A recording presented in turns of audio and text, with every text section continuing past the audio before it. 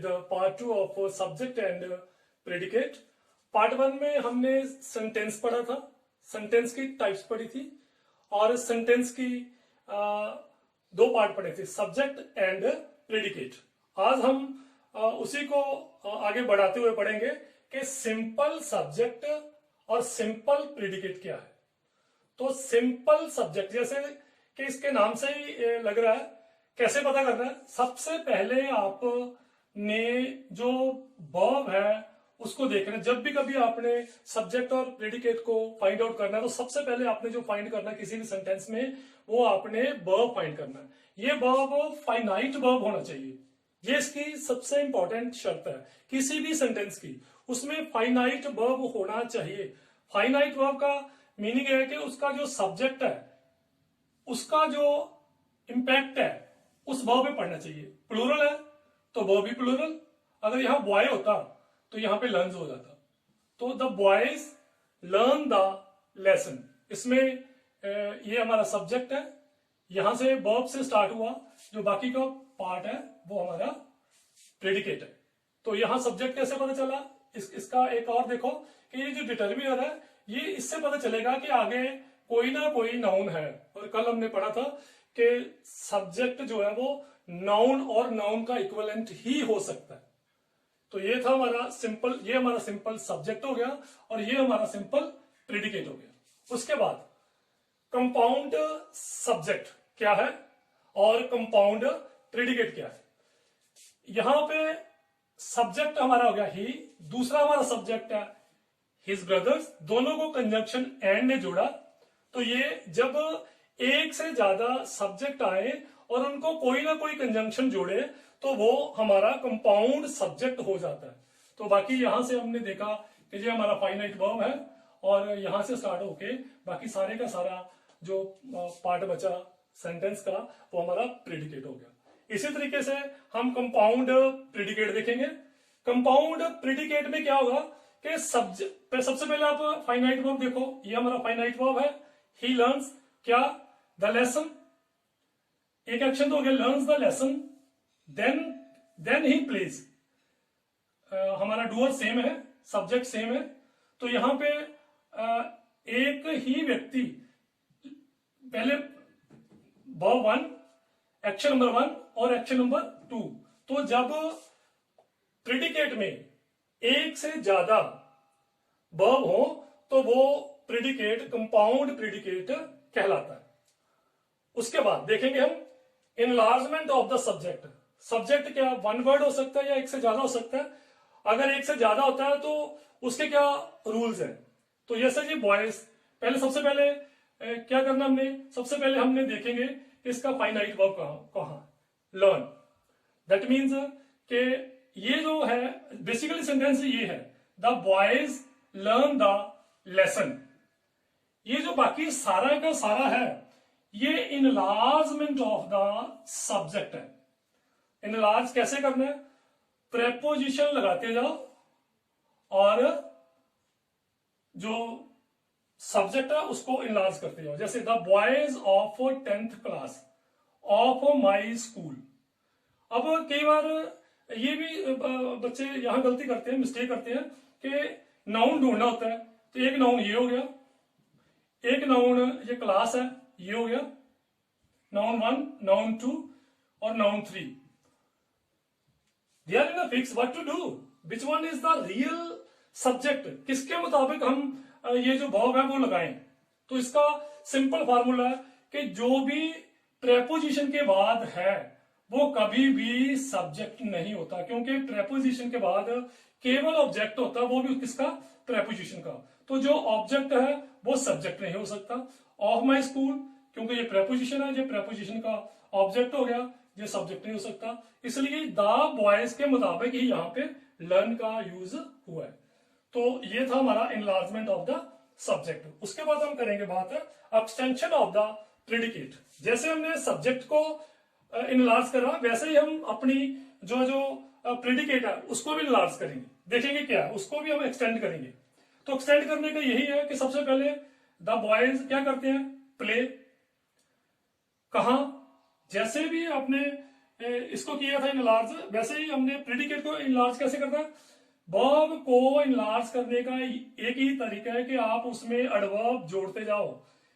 In the ground, लड़के खेलते हैं कहा? In the ground. कब? In the evening. वैसे भी आपको फार्मूला का पता है, मैनर, प्लेस और टाइम। पहले मैनर आएगा, मैनर नहीं है, मिसिंग है, तो प्लेस आ गया हमारा इन द ग्राउंड। उसके बाद कब? In the evening. तो इस तरीके से हमने देखा कि ये simple subject, simple predicate, compound subject and predicate, enlargement और एक्सटेंशन, ये देखा। अब हम देखेंगे कि ये जो पैसिव वॉइस है ये कैसे बनता है। पैसिव वॉइस में कैसे पता चलेगा कि ये हमारा, पैसिव वॉइस में कैसे पता चलेगा कि कैसे देखेंगे, अभी देखेंगे कि वहां कैसे हमें ढूंढना है। The boys learn the lesson, ये हमारा हो गया the lesson is learned by the boys. ये यहां हमारा ये सब्जेक्ट भी यही है और हमारा डूअर भी यही है। अब ये मत सोचना कि ये जो बॉयज है ये पीछे चला गया और सब्जेक्ट यही रहा है, बिल्कुल नहीं। यहां ये डूअर है, लेकिन यहां पे ये जो सब्जेक्ट है ये कौन आ गया? Learned what? The lesson. तो यहां पे ये सब्जेक्ट भी द बॉयज है और डूअर भी बॉयज है, लेकिन यहां पे डूअर तो चला गया, ये डूअर है द बॉयज, लेकिन जो सब्जेक्ट है वो हमारा द लेसन है। तो ये जो द लेसन है ये हमारा सब्जेक्ट हो गया, ये बाकी का जो पार्ट है ये हमारा प्रेडिकेट हो गया। हमारा नेक्स्ट पॉइंट है पोजीशंस ऑफ सब्जेक्ट। सब्जेक्ट कहां कहां हो सकता है? इनिशियल में हो सकता है, मिड में हो सकता है और एंड में हो सकता है।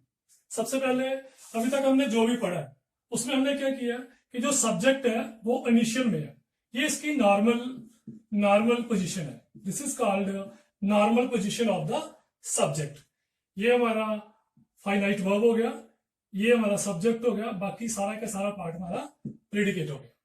Second position, that is the most important position, mid position. Do I take tea. यहां पे जब भी क्वेश्चनिंग होगे तो हमारा जो सब्जेक्ट है वो मिडल में होगा, बाकी सारे का सारा जो पार्ट है वो हमारा प्रेडिकेट होगा। और जब कोई एडवर्ब पूरे सेंटेंस को क्वालिफाई करे, finally I one the match, बहुत सारे ऐसे हैं हमारे एडवर्ब जो जब शुरुआत में आ जाते हैं तो पूरे के पूरे सेंटेंस को क्वालिफाई करते हैं। नेक्स्ट है at the end of the days work I got tired. ये फ्रेज के बाद भी हमारा जो सब्जेक्ट है वो मिड पोजीशन में चला गया। और this is perhaps the most important we are going to do. जब भी एडवर्ब ऑफ निगेशन होती है, एडवर्ब ऑफ निगेशन क्या होते हैं? जैसे हार्डली है, जे बेयरली है, जे स्कर्सली है, सेल्डम है, नेवर है, लिटिल है, नो सूनर है, ये सारे के सारे जब भी किसी सेंटेंस के शुरुआत में आते हैं तो इसका जो सब्जेक्ट है वो कहां चला जाता है? अपनी मिड पोजीशन में चला जाता है। जैसे ये हार्डली डज ही नो मी, ये हार्डली से स्टार्ट हुआ और सब्जेक्ट इसका मिड में चला गया।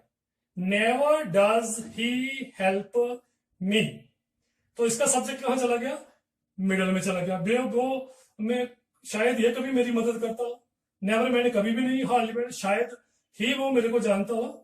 लिटिल डज ही नो मी, शायद ये लिटिल भी हमारे नेगेटिव एडवर्ब को शो करता है।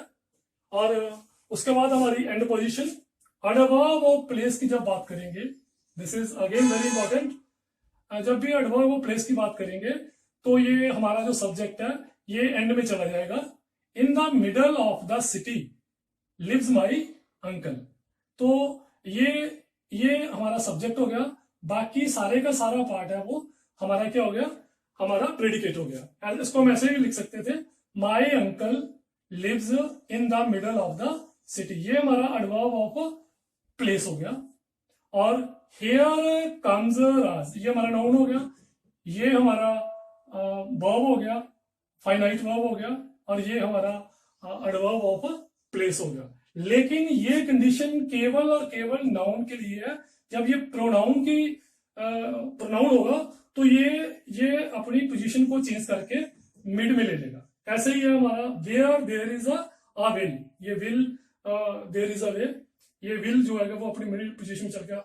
लेकिन दो कंडीशंस में, यहां ये मिड पोजीशन ले रहा है, लेकिन दो कंडीशन में। ये दो सेंटेंस देखिए, जब स्ट्रक्चर हमारा ऐसा हो जिसमें नीदर आए, ऐसा structure, he doesn't take tea neither do I. और सेकंड है जब हमारे स्ट्रक्चर में सो आए, I play so does he. तो इस तरीके से हमने देखा कि इनिशियल पोजीशन कहां होती है, मिड कहां होती है, और एंड कहां होती है। बेसिकली इसको हम जब अपनी मिड पोजीशन में होते हैं इसको हम पार्शियल इन्वर्जन कहते हैं, और जब सब्जेक्ट अपने एंड पोजीशन में हो तो इसको हम कंप्लीट इन्वर्जन कहते हैं। तो कुल मिला के हमने देखा कि दो कंडीशंस होगी, दो पोजीशंस होगी। एक पोजीशन है नॉर्मल पोजीशन जब सब्जेक्ट इनिशियल में आता है, और एक पोजीशन होगी हमारी इन्वर्जन की। इन्वर्जन क्या है, जब सब्जेक्ट अपनी मिड पोजीशन में आता है और उसको हम पार्शियल इन्वर्जन कहते हैं, और जब सब्जेक्ट अपनी एंड पोजीशन में जाता है तो उसको हम कंप्लीट इन्वर्जन कहते हैं। तो ये था आज का part 2 of the video. Next video में हम शेयर करेंगे different types of errors that we commit, और वो टेक्निकल सेंटेंसेस पढ़ेंगे जिसमें हम पढ़ेंगे कि सब्जेक्ट को कैसे फाइंड करना है, और सब्जेक्ट को ही तो फाइंड करना है, बाकी जो प्रेडिकेट है वो खुद ब खुद हमें पता चल जाएगा। Till then take care, thank you.